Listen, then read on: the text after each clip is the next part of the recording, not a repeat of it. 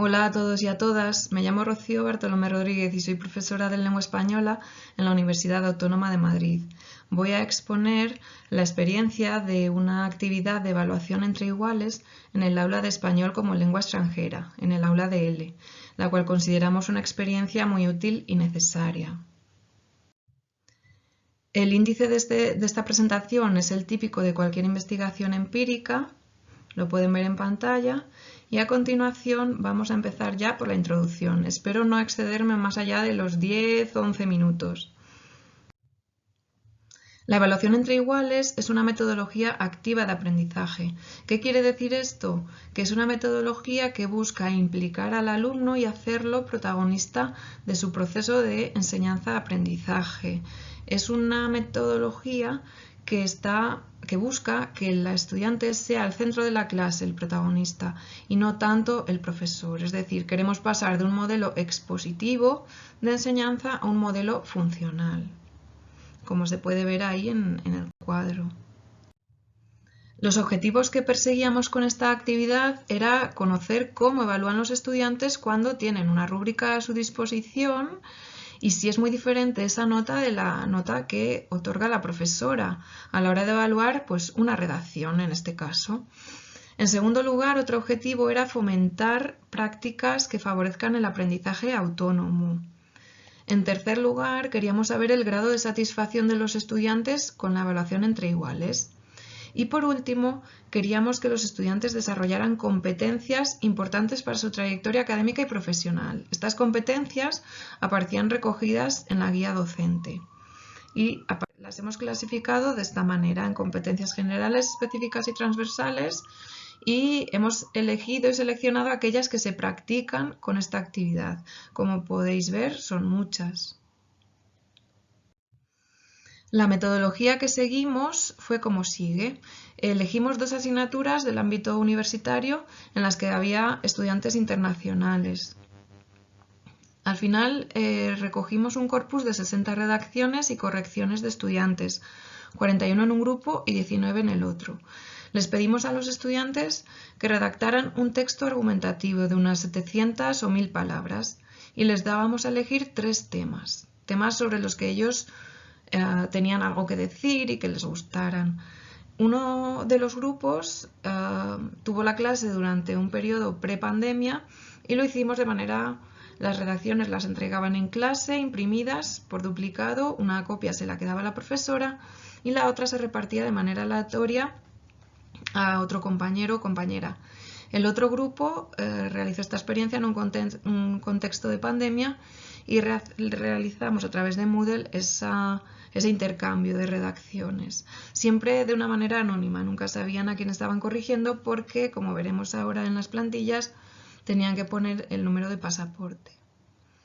Previamente habíamos trabajado en clase la rúbrica y los contenidos de esa rúbrica, por lo que dominaban o por lo menos conocían los contenidos que tenían que evaluar. Al final de la actividad se le pasó un cuestionario para conocer su grado de satisfacción con el mismo, con esta actividad. Esta es la rúbrica que ellos tenían que trabajar y la profesora era la misma. Ahí aparecen los indicadores y descriptores de logro. Esta es la plantilla que ellos tenían que seguir, o sea que ellos tenían que rellenar. Ahí anotaban pues 1 punto, 2 puntos, 3 puntos en los apartados y sobre todo era importante el apartado del feedback y de los comentarios. Ahí tenían que poner pues todas las sugerencias de mejora de los compañeros.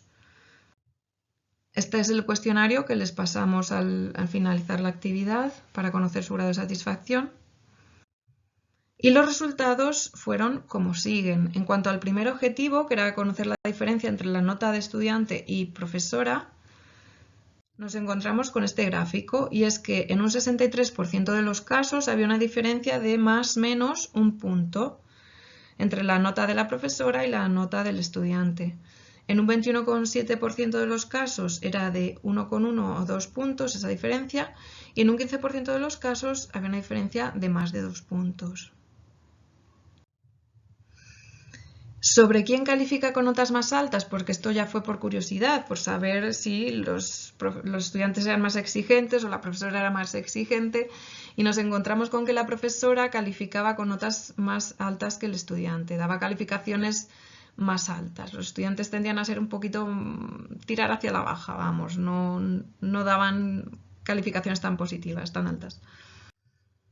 En cuanto al objetivo 2, sobre el aprendizaje autónomo, vemos que los porcentajes de satisfacción de los estudiantes son bastante altos, están en torno a un 60, un 70%, por lo que este tipo de actividades les ayudaba a aprender de sus errores bastante o mucho, en un 64% de los casos. En un 62% les ayudaba a comparar sus conocimientos con los del compañero al que estaban corrigiendo.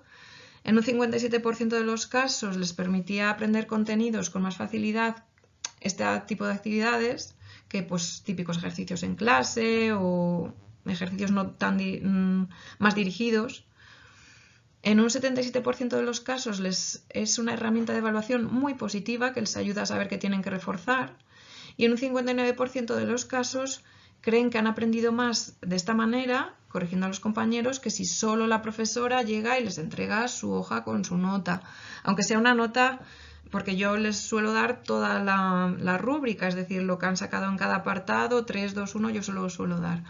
Pero es más positivo si lo hace un compañero que si solo la profesora lo hace.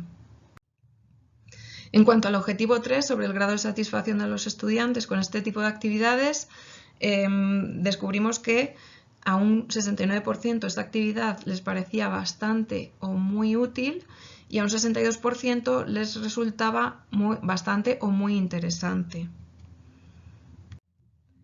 Y por último, en cuanto al objetivo 4 sobre el desarrollo de competencias para su futuro académico y profesional, en esta tabla, que es la misma del inicio, aparecen en gris las competencias que se practican ya por el mero hecho de realizar esta actividad de evaluación por pares.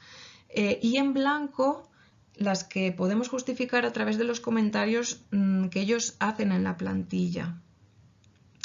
Es decir, sería muy extenso demostrar cada una de las competencias con comentarios extraídos de la plantilla y hemos elegido pues solo 3, de una competencia general, una específica y una transversal. Por ejemplo, respecto a la competencia general de conocer los fundamentos disciplinares de la lengua española, a través de este comentario de este o esta estudiante podemos ver que efectivamente conoce los fundamentos disciplinares de la lengua española, porque le da consejos sobre la concordancia género y número en sustantivos, número y persona en el verbo, utilizar una expresión mejor que otra, además le recomienda pues cómo escribir cada inicio de párrafo, la extensión de los párrafos, etcétera. El respeto a través de la escritura a las demás personas es algo que hemos visto en muchísimas redacciones y es algo que hacen mucho. Es decir, demuestran una gran empatía y una gran asertividad a la hora de hacer recomendaciones y consejos a sus compañeros. Por ejemplo, esta técnica de la asertividad positiva consiste en decir primero algo positivo para después señalar algo que se puede mejorar. Dice, citar lo que han dicho los personajes famosos es una buena idea, pero podrías explicar un poco sobre esta frase para que entiendan mejor los lectores. O sea, esto es algo que hemos detectado mucho, además utilizan mucho el condicional, yo haría esto, deberías usar lo otro, o sea, son muy asertivos a la hora de hacer recomendaciones a los compañeros. Y por último, favorecer la capacidad crítica, pues esto lo vemos igual en muchos comentarios, donde se les ve cómo tienen esa visión global de la redacción y, por ejemplo, en la introducción inserte una problemática y anuncie las estructuras para que el trabajo sea más preciso desde el inicio.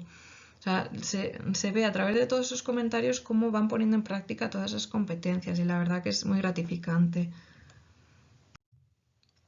Por tanto, ya llegamos al apartado de conclusiones, pero antes de concluir me gustaría decir que esta actividad al principio nos daba un poquito de miedo ponerla en práctica porque al ser estudiantes que no dominan la lengua en la que tienen que corregir algo y la lengua en la que están trabajando, podía generar en ellos cierta inseguridad, cierta frustración, incluso cierta incertidumbre a la hora de corregir, pero la verdad que todo lo contrario, no hemos detectado apenas comentarios donde que sean negativos o que les generen inseguridades, etcétera. O sea, creemos que es una actividad bastante positiva. De hecho, y ya me centro en las conclusiones, la mayoría de ellos, y he puesto siempre la mayoría porque es en torno a un 60 y algo por ciento de los casos, han practicado y aprendido habilidades que favorecen el aprendizaje autónomo.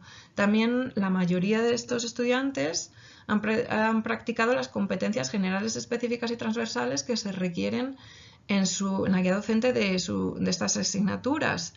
Existe muy poca diferencia entre la calificación de la profesora y del estudiante, más o menos un punto, y creemos que eso es una diferencia bastante escasa y que refleja que han manejado y aplicado muy bien la rúbrica y aparte de la rúbrica, pues los contenidos que incluyen toda esa rúbrica. Por último, la mayoría de estudiantes considera este tipo de evaluación útil e interesante y desde nuestro punto de vista y basándonos en todos los resultados anteriores, necesaria. Pues nada más, hasta aquí mi presentación. Espero haberme ceñido a esos 10-11 minutos de tiempo y si hay cualquier pregunta estaré encantada de resolverla en el turno de preguntas. Muchas gracias y un saludo muy afectuoso virtual para todos vosotros. Gracias.